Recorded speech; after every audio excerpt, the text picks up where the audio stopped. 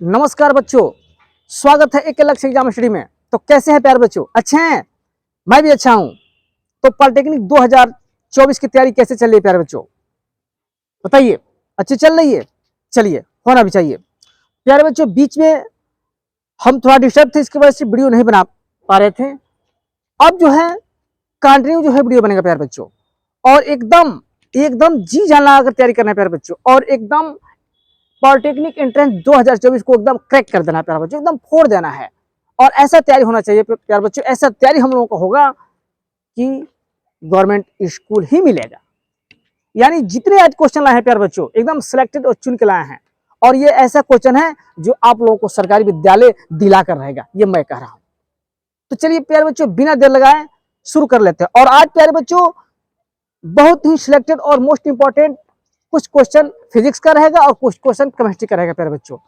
तो चलिए प्यारे बच्चों, बिना देर लगाए शुरू करते हैं। पहला क्वेश्चन है प्यारे बच्चों, देख लेते हैं स्क्रीन पर।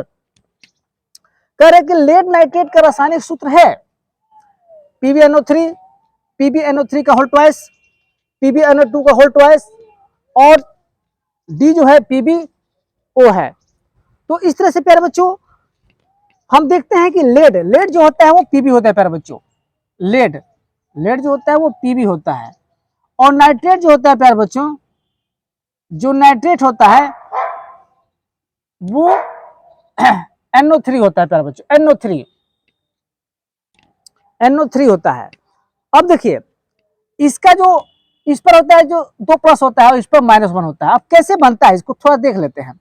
Pb और NO3, इसका +2 और इसका माइनस, तो कैसे होता है? क्रॉस हो जाता है प्यारे बच्चों। यानी Pb जो है, Pb ये वाला -1 यहां आ जाता है, और NO3, हाँ तो प्यारे बच्चों हम बता रहे थे कि जो ये NO3 पर जो माइनस चार्ज होता है प्यारे बच्चों, ये आ जाता है इस पे, 1 है तो 1, और यहाँ जो है NO3 है, और इस पे जो 2 है चार्ज, ये चार्ज आ जाता है यहाँ पे। तो इसका मतलब क्या हुआ? Pb1 NO3 का होल ट्वाइस। अब 1 लिखा नहीं जाता प्यारे बच्चों, इसलिए Pb NO3 का होल ट्वाइस। अब बताइए कौन सा ही है? तो ये PbNO3 है, होल ट्वाइस है नहीं। PbNO3 का होल ट्वाइस यही है प्यारे बच्चों, यही है जो मिल गया। इसलिए तुक्का नहीं लगाना है, तुक्का बिल्कुल नहीं लगाना है। ये जो समझाया है इसको आप समझिए और ऐसे चुनिए। चलिए दूसरा क्वेश्चन है प्यारे बच्चों, क्षारीय विलयन का पीएच है 0, 7, 7 से कम या 7 से अधिक। तो प्यारे बच्चों बता दें जानकारी के लिए कि जो एक वैज्ञानिक थे सोरेनसन नामक, उन्होंने पीएच मान ज्ञात करने के लिए एक स्केल पैमाना बनाया, यानी पैमाना बनाया। और क्या बताया उन्होंने? 1 से 14 तक के अंक को बनाया, उस पर रखा, और बीच में क्या रखा? 0। उसके बाद से बीच में 7 रखा प्यारे बच्चों। उसके बाद से 8, 9, 10, 11, 12, 14 तक, और इधर 0 से लेकर के 6 यानी बीच में 7 पड़ा।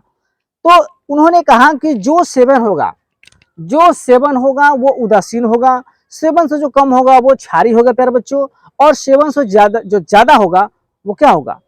वो क्षारीय होगा। यानी 7 से जो कम होगा वो अम्लीय होगा प्यारे बच्चों।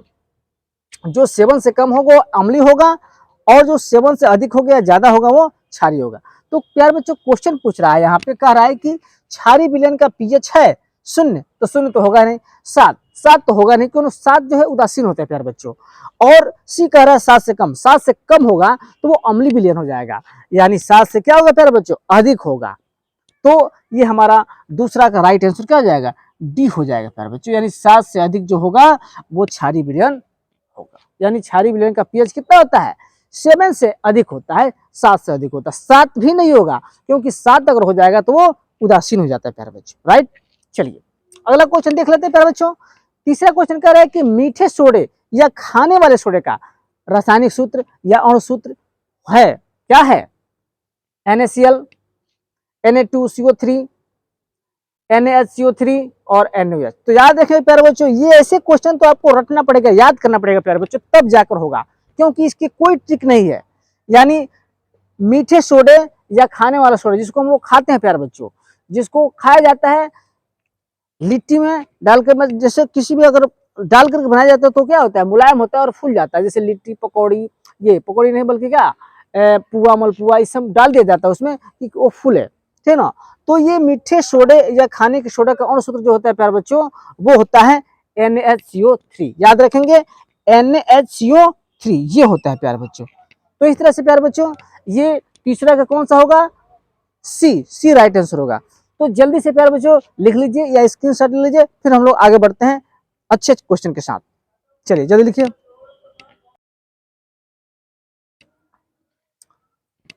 हाँ तो प्यारे बच्चों अब हम लोग क्वेश्चन नंबर 4 देखते हैं। 4 क्वेश्चन कह रहा है प्यारे बच्चों कि एंटीमनी या आर्सेनिक है। देखिए दोनों क्वेश्चन ये लाए हैं क्योंकि एंटीमनी पूछ सकता है और आर्सेनिक पूछ सकता है। ये जो दोनों होगा वो एक ही होगा। क्या होगा, एंटीमनी आर्सेनिक है, धातु है कि अधातु है कि मिश्र धातु है कि उपधातु है। तो याद रखेंगे प्यारे बच्चों धातु, अधातु और मिश्र धातु यही है।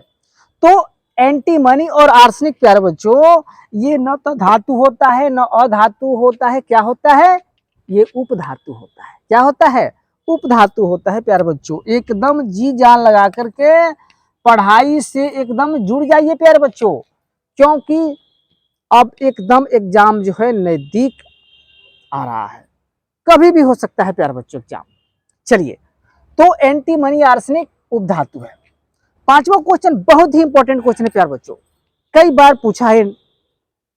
फफोलीदार कापर है, क्या क्या है, शुद्ध कापर है, कापर का अयस्क है कि कापर की मिश्र धातु है कि कापर जिसमें 2% अशुद्धियां होती है। तो प्यारे बच्चों याद रखेंगे कि फफोलेदार कापर जो होता है न तो शुद्ध कापर है, न तो कापर का अयस्क है और न ही कापर की मिश्र धातु है, बल्कि वो कापर है जिसमें 2%, मात्र 2% जो होती है वो अशुद्धियां मिलाई हुई रहती है। तो ये क्या है, कापर जिसमें 2% क्या है, अशुद्धियां होती है। तो इस तरह से प्यारे बच्चों ये डी जो है इसका राइट आंसर होगा। तो समझ में आया प्यारे बच्चों। चलिए जल्दी स्क्रीनशॉट लीजिए फिर आगे बढ़ते हैं हम लोग।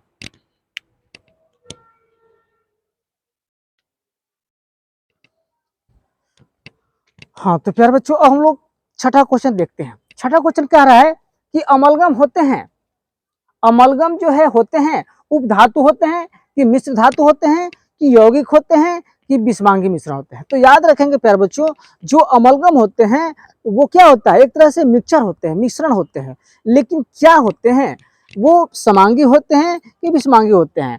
क्योंकि जब ये मिश्रण होंगे प्यारे बच्चों तो धातु मिश्र धातु यौगिक खत्म, यानी विषमांगी मिश्रण होते हैं, क्योंकि समांगी मिश्रण है नहीं।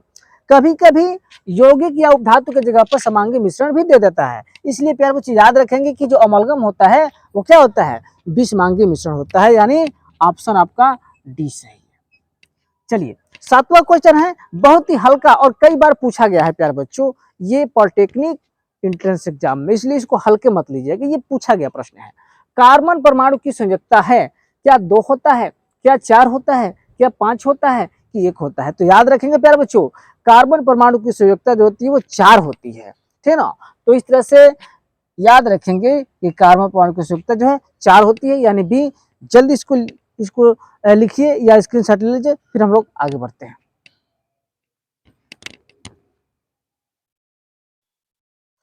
हाँ तो प्यारे बच्चों अब हम लोग 8वां क्वेश्चन की ओर पढ़ते हैं। 8वां क्वेश्चन है, ताम्र ग्लांस का रासायनिक सूत्र है Cu2S Cu2O CuFeS2 CuCO3। तो प्यारे बच्चों ताम्र ग्लांस का जो रासायनिक सूत्र होता है प्यारे बच्चों इसको रटना पड़ेगा, याद करना होगा। तो इसको याद रखेंगे कि जो ताम्र ग्लांस होता है वो कापर यानी Cu और सल्फर दोनों मिलाकर होता है। तो इस तरह से प्यारे बच्चों याद रखेंगे कि Cu2S होता है कापर ग्लांस। 9वां क्वेश्चन है प्यारे बच्चों की समतल दर्पण की फोकस दूरी होती है। याद रखेंगे प्यारे बच्चों ये भी क्वेश्चन कई बार पूछा गया है।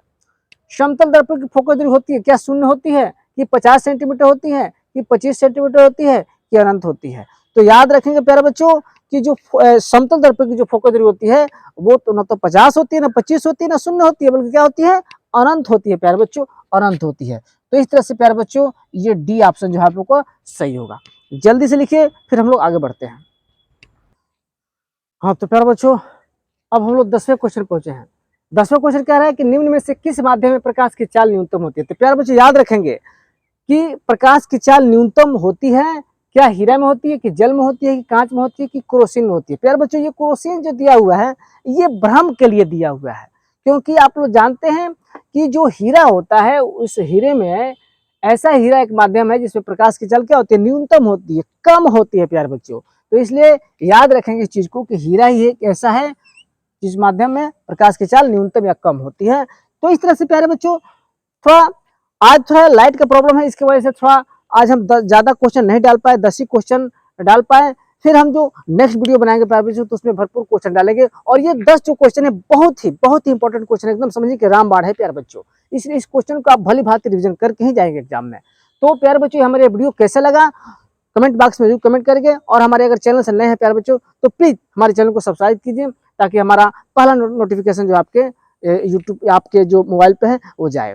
तो इस तरह से प्यारे बच्चों कमेंट बॉक्स में कमेंट जरूर करेंगे कि हमारा ये प्रश्न जो हम लाए थे वो कैसा प्रश्न था, जरूर कमेंट करेंगे। तो इस तरह से प्यारे बच्चों love you, bye bye, okay.